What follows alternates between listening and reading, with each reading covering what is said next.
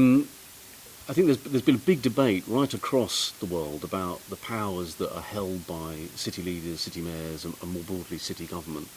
Partly because you see in some countries kind of gridlock at the national level, things not getting done at the sort of federal or national level. And so the impetus seems to rest with city leaders.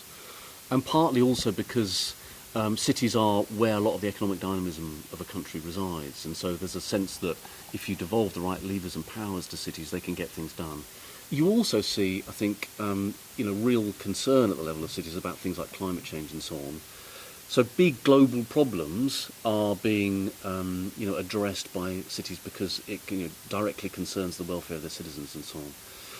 The downside is that there are a lot of areas that city leaders don't have responsibility for and can't have. Things like trade deals. In the context of Brexit, for example, Brexit will have a massive impact on Britain's cities, and yet the power to deal with the European Union rests with the Prime Minister and not with the leaders of governments or city governments in the rest of the UK.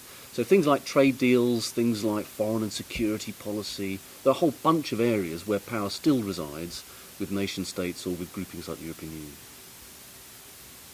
And also, I really liked your idea about the floating cities. You had quite a lot to say. I heard some good things as well from people. Would you like to expand on that?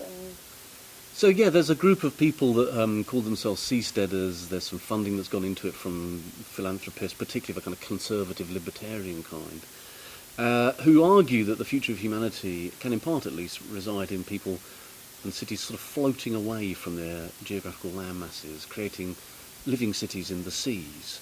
And that embodies, if you like, a kind of utopian aspiration that you cut loose from the moorings of a society around you, that the city should float away, that it should be disembodied from a national community, from a political community, and the kind of regulations and rules that govern and structure markets. So it's a very kind of utopian idea, but in a funny way it symbolises the sort of debate that's been taking place in places like Britain, and certainly in the US in the context of Trump, that cities are somehow very different to the countries that they're in, and they've become different places with people that could just live anywhere. It doesn't matter where they are as long as they're in a place where they get the things they want. And in a sense, these sort of seasteaders, I should say, symbolise this kind of notion of cities literally sort of floating away.